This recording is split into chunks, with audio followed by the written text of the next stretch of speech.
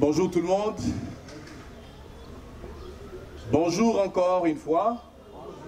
Merci pour l'attente. Le camarade national Léon Kalombo venait par l'animation évoquer la francophonie. C'est ce qui explique les influences dans nos activités, dans notre vie.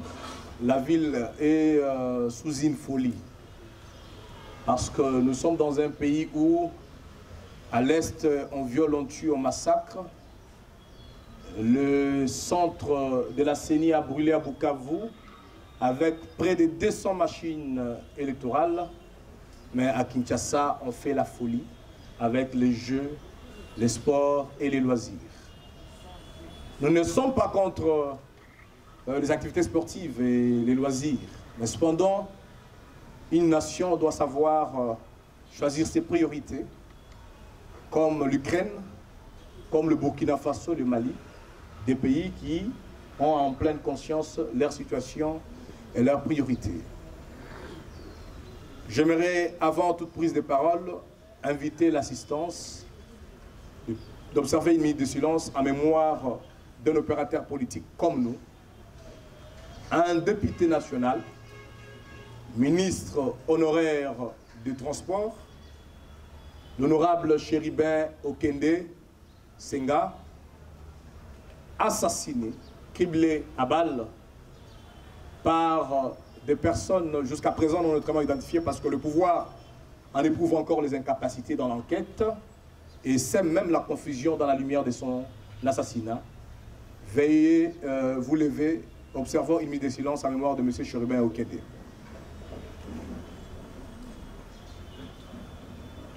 Merci. Au nom de l'honorable Jean-Marc Kabunda Kaboum, qui considère Chéribin Okende comme un député national hors pair, un partenaire dans plusieurs projets pour le progrès démocratique et institutionnel dans notre pays, au nom du parti Alliance pour le changement et au mien propre, nous réitérons les condoléances le plus attristé à la famille biologique, également celle politique de l'honorable Chéribin Okende. Mesdames et messieurs, chers amis de la presse, qu'il me soit permis, avant toute chose, de vous remercier pour avoir accepté de répondre massivement et de manière ponctuelle à notre invitation vous lancer à l'occasion du point de presse de ce jour. Et je vous réitère, au nom de l'Alliance pour le changement, la confiance digne aux messagers par excellence que vous êtes, afin d'informer à l'opinion tant nationale qu'internationale de la position officielle de notre parti politique au sujet des deux points essentiels ci-dessous. Il s'agit de la position du parti Alliance pour le changement sur le processus électoral en cours et de la situation actuelle du dossier judiciaire de notre président national, l'honorable Jean-Marc Kabunda Kaboum. Mesdames et messieurs, chers amis de la presse, s'agissant de la position de notre parti sur le processus électoral en cours, l'Alliance pour le changement informe le peuple congolais et toute l'opinion internationale qu'elle vient d'être intentionnellement et définitivement exclue de l'ensemble du processus électoral par les pouvoirs en place de M. Félix Tshisekedi. L'Alliance pour le changement rappelle à l'opinion que son parti a été légalement et régulièrement enregistré au ministère de l'Intérieur, conformément aux dispositions prévues à l'alinéa 3 de l'article 14 de la loi numéro 04/002 du 15 mars 2004 portant organisation et fonctionnement de partis politiques en République démocratique du Congo. Cet enregistrement a été la conséquence directe d'un rapport dressé conformément à la loi cadre par le secrétaire général aux relations avec les partis politiques et tous les frais y relatifs, dont les $10 000 américains destinés au trésor public ont été payés contre de preuves authentiques délivrées par la DGRAD et la Rabobank sur autorisation du ministère de l'Intérieur. Vous vous souviendrez que lors du point de presse précédent, le camarade secrétaire général avait brandi ces pièces que nous estimons que vous détenez jusqu'à présent.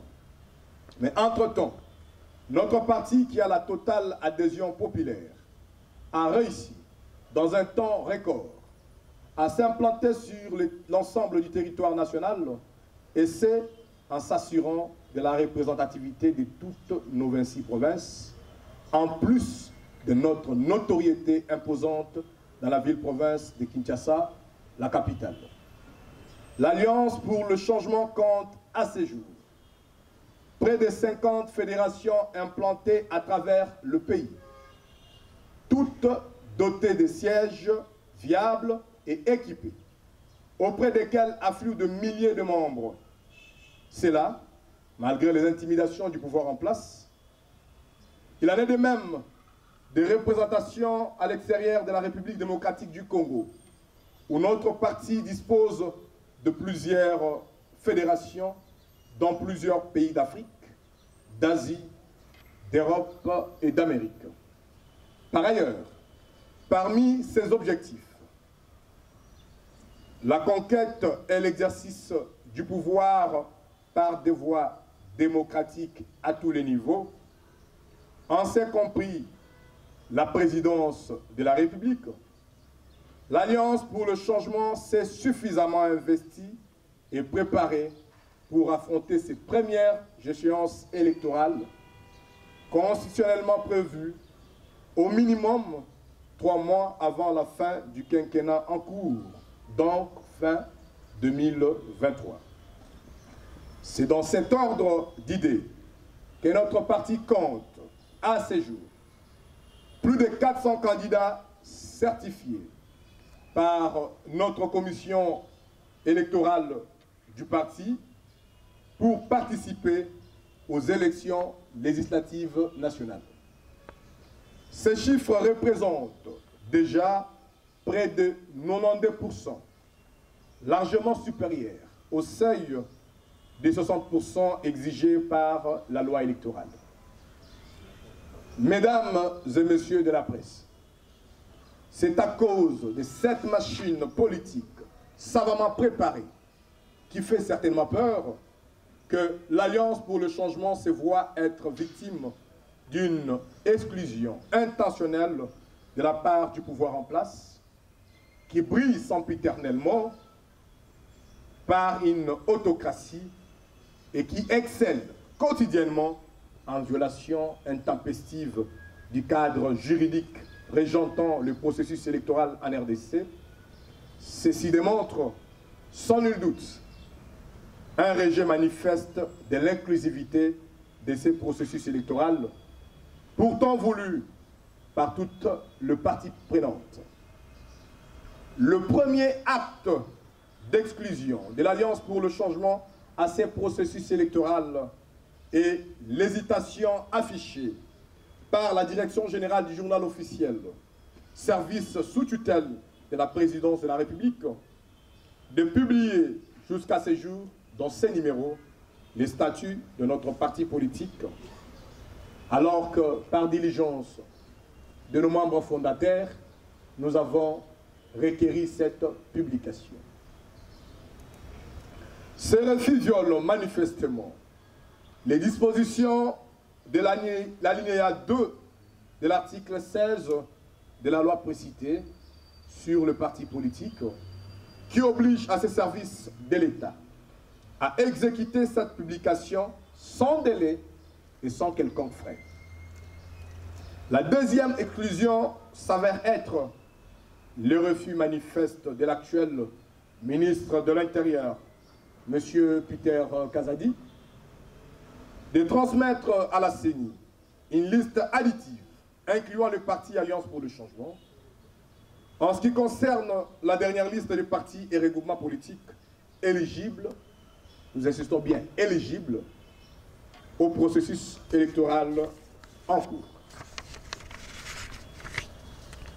Et c'est malgré notre recours préalable lui adressé en date du 29 juin 2023 et même les rappels que nous lui avons encore destinés le 19 juillet 2023. Par ces actes évoqués, le régime en place, conscient de son bilan largement négatif et chaotique, résultat de sa gouvernance calamiteuse, ne jurant que par une conservation de pouvoir à tout prix, confirme sa volonté d'écarter certains partis politiques et challengers de taille afin de permettre au président sortant, M. Félix Tshisekedi, de briguer sans compétition équilibrée un second mandat et dans l'indifférence de la volonté d'une majorité des Congolais qui s'apprêtent pourtant à les sanctionner lors des élections prochaines. Pour rappel, lors de son point de presse du 18 juillet 2022, le président de l'Alliance pour le changement, l'honorable Jean-Marc Kabunda Kabund, avait prévenu l'opinion sur ces projets macabres d'une parodie électorale séquencée en des scénarios déjà vécus durant les opérations électorales effectuées jusqu'ici et qui seront pareillement exécutées lors des opérations restantes. Le sbire de ces régimes s'estime au départ maître du processus électoral par le fait, chantent-ils souvent, d'avoir sous leur total contrôle la Cour constitutionnelle et à leur guise le bureau de la Commission électorale nationale indépendante.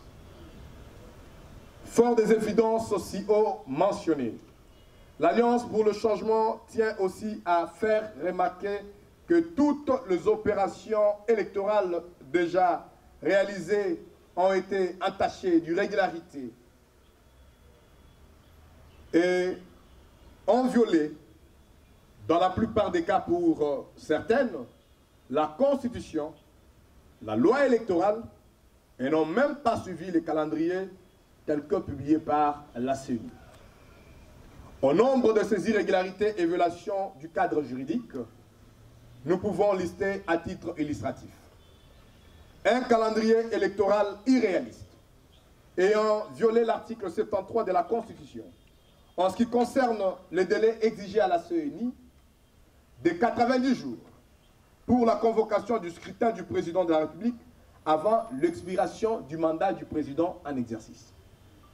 La convocation du corps électoral qui n'a pas respecté les formalités de publicité des listes et cartographie en violation des articles 6, 8, 11 et 44 bis de la loi électorale. Les opérations d'enrôlement des électeurs, bâclées et marquées par un dysfonctionnement criant des machines, des cartes, des centres plutôt fictifs d'inscription, pourtant mentionnés au départ dans la fameuse cartographie de la CENI, qui deviendront en toute éventualité des centres de vote fictifs à l'arrivée. Des détentions de kits électoraux ont été observées chez certaines personnes signalées proches des dignitaires du pouvoir en place, sans oublier la récupération des kits électoraux par des groupes terroristes dans certaines localités. Mais le pire, mesdames et messieurs de la presse, reste la mauvaise qualité des cartes délivrées aux électeurs qui sont déjà illisibles et inutiles pour plus de 75% d'électeurs. Nous avons évoqué la récente information de l'incendie d'un entrepôt de la Commission électorale nationale indépendante dans la ville de Bukavu, qui a causé la perte, après calcination, de plus de 1700 machines pour certaines sources, mais environ 2000 machines électorales. La révision du fichier électoral effectuée dans la tricherie et en toute légèreté par une équipe d'amis du président de la CENI sélectionnés puis engagés par ces derniers sans respect des procédures. Pour jouer un semblant d'audit du fichier électoral, moyennant une durée disproportionnelle à la taille du fichier audité, tout cela au détriment des prestataires indépendants et crédibles dont la notoriété comme le sérieux pouvait inspirer confiance à toutes les parties prenantes. L'élaboration et la promulgation de la loi portant répartition des sièges est de facto fondée sur un fichier électoral biaisé,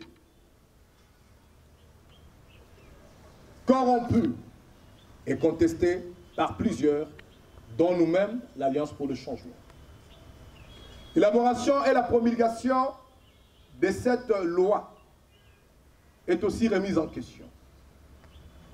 L'ouverture et la fermeture de bureaux de réception et de traitement des candidatures a permis d'observer effectivement le manque d'inclusivité orchestré par le pouvoir en place, comme l'exclusion intentionnelle de notre parti est un fait prémédité et exécuté.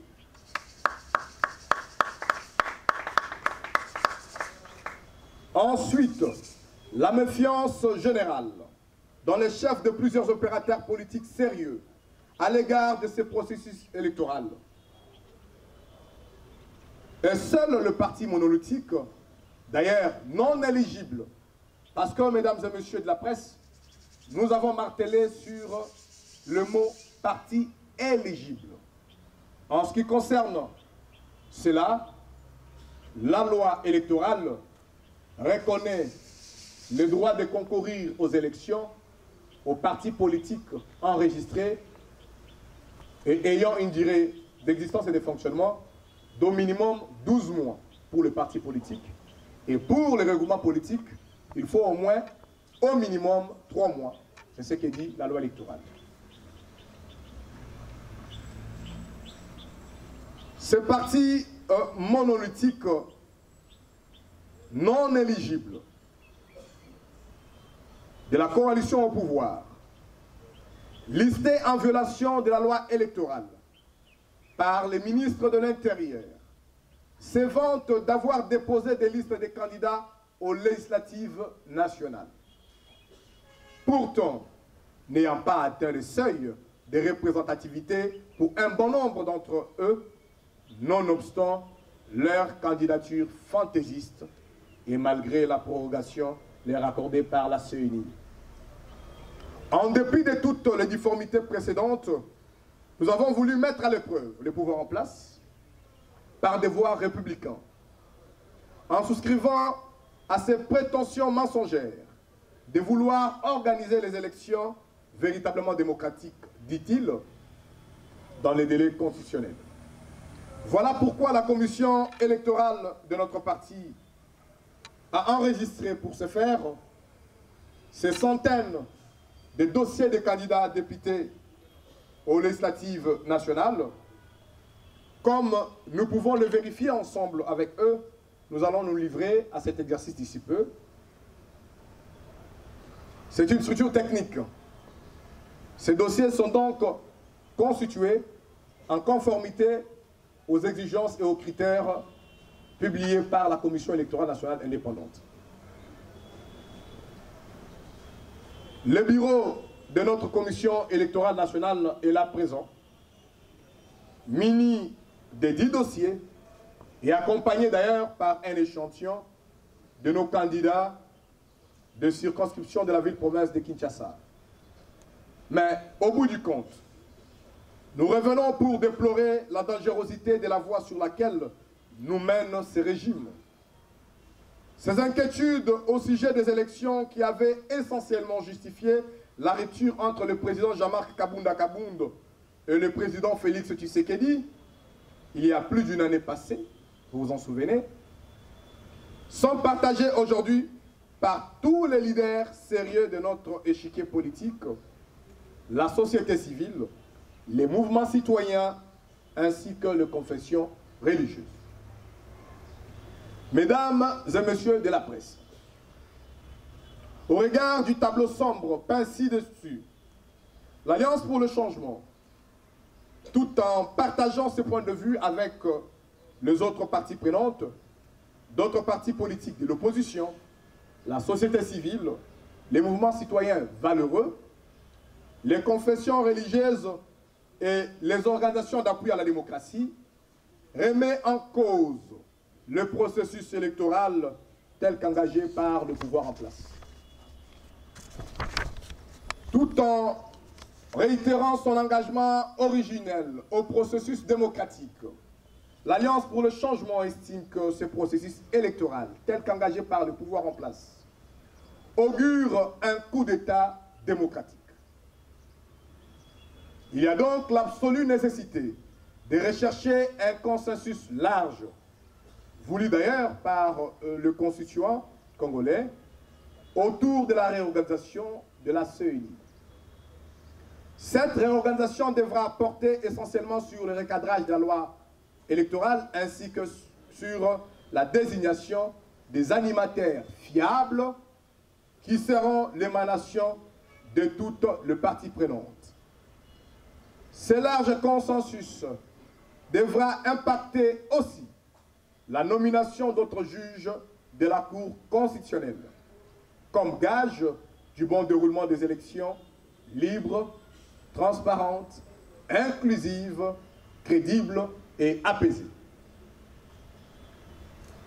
Cette remise en question des animateurs de ces deux institutions, déterminantes dans le jeu électoral, s'avère fondée sur nos expériences électorales acquises après les 3 cycles précédents, donc de 2006, 2011, 2018, et nous oblige plus de rigueur que plus de sérieux, assorti d'un large consensus dans la nomination des juges de la Cour constitutionnelle, autant que dans la désignation des membres du bureau de la CENI, au regard des rôles cruciaux que ces derniers sont appelés à jouer en vue des bonnes élections. L'Alliance pour le changement considère ce large consensus comme un préalable majeur et qui devra être suivi d'un nouvel audit sérieux du fichier électoral avant de poursuivre le processus électoral en cours. En cas de non-respect de ces préalables, l'Alliance pour le changement pourra conclure définitivement que le pouvoir en place reste téméraire dans son projet d'un coup d'État démocratique et invitera tout notre peuple, partout où il se trouve, à s'élever comme un seul homme pour barrer la route aux ennemis de la République, en usant bien sûr de l'article 64 de la Constitution. Mesdames et messieurs de la presse, mus par un sentiment patriotique et déterminés à faire échec à tout complot contre la nation congolaise et le peuple souverain, l'Alliance pour le changement a levé en toute responsabilité l'option de lutter pour l'organisation et la tenue des élections véritablement démocratiques dans notre pays. Voilà pourquoi aujourd'hui, nous annonçons à la face du monde que ce processus électoral est désormais nul et non avenu.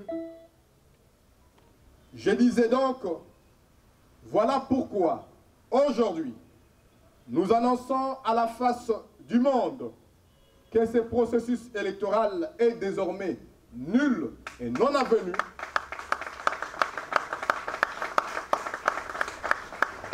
Et nous invoquons par conséquent l'article 64 de la Constitution pour faire échec à un régime qui projette de conserver les pouvoirs par la supercherie et exerce ses pouvoirs en violation des dispositions de la Constitution et des lois de la République.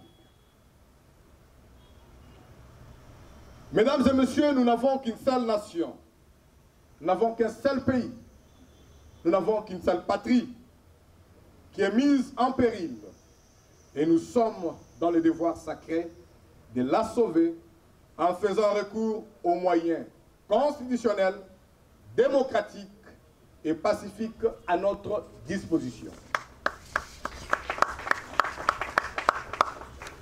Mesdames et messieurs de la presse, avant de terminer, je voudrais vous rappeler et surtout vous parler de la situation actuelle du dossier judiciaire de notre président national, l'honorable Jean-Marc Kabunda Kabound. À ce sujet, l'Alliance pour le changement informe l'opinion qu'il n'y a pas toujours une évolution significative dans l'examen de son dossier. L'opinion se rappelle encore que la semaine dernière, une annonce de sa libération imminente était faite, à travers nos comptes officiels, bien sûr. Consécutivement aux informations nous transmises par les instances étatiques, le mardi 25 juillet 2023 dernier, cette libération n'a pas été effective jusqu'à ce jour du fait des mêmes influences politiciennes qui ont été à l'origine de sa détention arbitraire et de sa prise en otage. Et nous pouvons vous affirmer que l'honorable Jean-Marc Kabunda Kabound demeure détenu illégalement au centre pénitentiaire et de rééducation de Kinshasa. Par ailleurs, nous avons appris de sources sûres que le pouvoir en place a été terrifié par l'effervescence de la population congolaise tout entière. Et surtout, la marée humaine, toutes tendances confondues, qui avait envahi les voisinages de la prison centrale de Makala après la propagation de la nouvelle de la libération de notre président national, dont rêve durant plus d'une année la majorité des Congolais au pays comme dans la diaspora. Contrairement aux intentions sulfureuses qui couvrent plutôt ces procès politiques de la honte contre le président Jean-Marc Kabunda Kabound, celle de l'empêcher, coûte que coûte, d'être candidat à l'élection présidentielle, en lui complotant une condamnation devant prolonger sa prise en otage, le peuple congolais vient d'exprimer, la semaine passée, son souhait ardent de le voir libre et poursuivre la quête d'un changement véritable dans notre pays, lui légué par son père idéologique, le leader Maximo, Feu Étienne Tshisekedi Wamulumba, d'heureuse mémoire.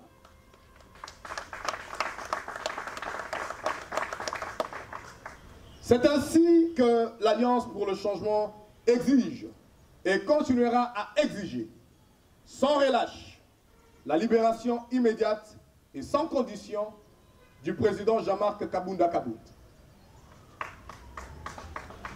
Mais,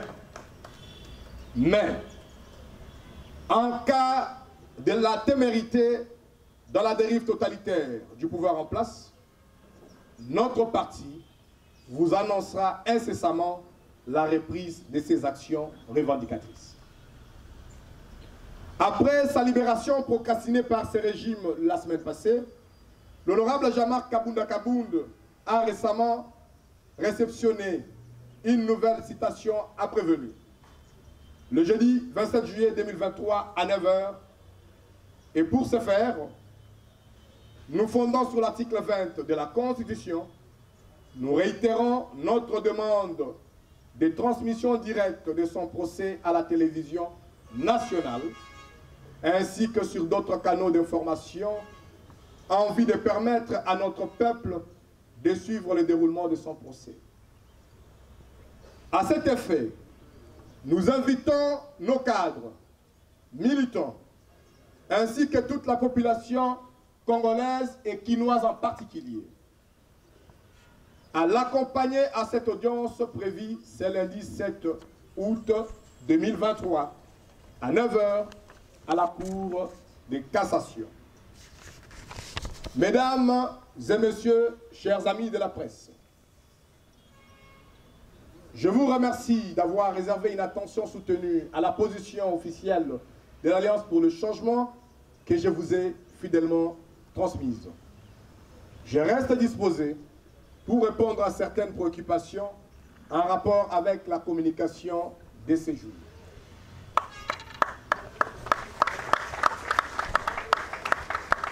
Je vous remercie, mesdames et messieurs de la presse. comme je venais de le dire dans un extrait de ces discours, nous avons le bureau de la Commission électorale nationale de notre parti qui est là présent. Vous allez nous permettre de lui accorder un timing, bref, pour vous donner les statistiques de notre liste de candidats aux élections législatives nationales.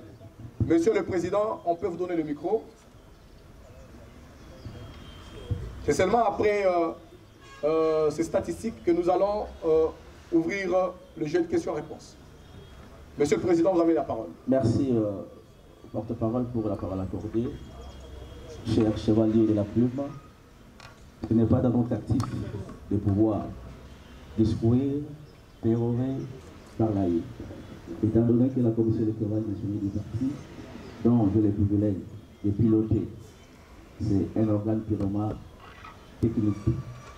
Raison pour laquelle je vais vous présenter de manière succincte, condensée, le tableau synthèse, passez-moi l'expression, les différents dossiers des candidats enregistrés sur toute l'étendue de la République.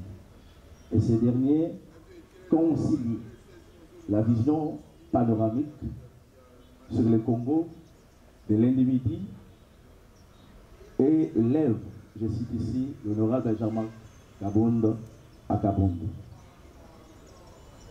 Chers chevaliers de la République, au regard des dossiers qui sont devant de vous, je voudrais ici faire intervenir l'approche structurelle fonctionnelle des organisations. Et ce tableau va démontrer, pour faire suffisance, combien le parti de l'honorable Benjamin Kabonde à Kabonde est organisé et structuré sur le plan local, national et international. Tableau synthèse des députations nationales. Baoué, sur 8 sièges à pourvoir, nous avons enregistré 6 candidats. Écoutez, sur 12 sièges à pourvoir, nous avons enregistré 12 candidats. Au Lomami, sur 16 sièges à pourvoir, nous avons enregistré 15 candidats. Au Ouélé, sur 11 sièges à pourvoir, nous avons enregistré 8. Ituri, sur 48 sièges à pourvoir, nous avons enregistré 30 candidats. Kasaï central, sur 19 sièges à pourvoir, nous avons enregistré 16 candidats. Kasaï oriental, sur 14 sièges à pourvoir, nous avons enregistré 12 candidats. Kinshasa, sur 55 sièges à pourvoir, nous avons enregistré 55. Congo central, sur 24 sièges à pourvoir, nous avons enregistré 20 candidats. Kwango, sur 12 sièges à pourvoir, nous avons enregistré 8 candidats. Kouli, sur 29 sièges à pourvoir, nous avons enregistré 24 candidats. Lualaba, sur 13 sièges à pourvoir, nous avons enregistré 11 candidats. Maïndombe, sur 13 sièges à pourvoir, nous avons enregistré 10 candidats. Maniema, sur 13 sièges à pourvoir, nous avons enregistré 9 candidats. Nord Kivu, sur 12 enregistrés. Non, plutôt Mongala, sur 12 sièges à pourvoir, nous avons enregistré 7 candidats. Nord Kivu, sur 48 sièges à pourvoir, nous avons enregistré 32 candidats. Nord Ubangi, sur 8 sièges à pourvoir, nous avons enregistré 6 candidats. Sankourou, sur 14 sièges à pourvoir, nous avons enregistré 12 candidats. Sidoubangi, sur 16 sièges à pourvoir, nous avons enregistré 12 candidats. Tanganyika, sur 15 sièges à pourvoir, nous avons enregistré 14 candidats. Chopo, c'est 16. 16 à pourvoir, nous avons enregistré 10 candidats. Soit pas sur 10 16 à pourvoir, nous avons enregistré 8 candidats. Au total, sur 500 16 à pourvoir, l'Alliance pour le changement, nous avons enregistré 415 candidats sur toute l'étendue de la République. On peut quand même acclamer, nous allons battre le record.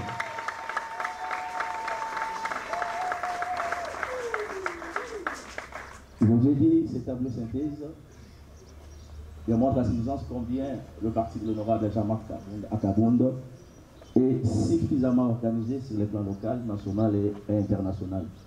En une année, nous avons bâti record.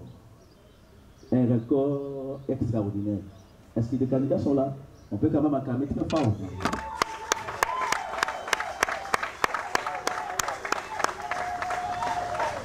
Voilà pour ce qui est du tableau synthèse fait à Kinshasa le 20 juillet 2023 pour la commission électorale nationale du parti Alliance pour le changement, le camarade Dada Zico, président. Merci Pépé.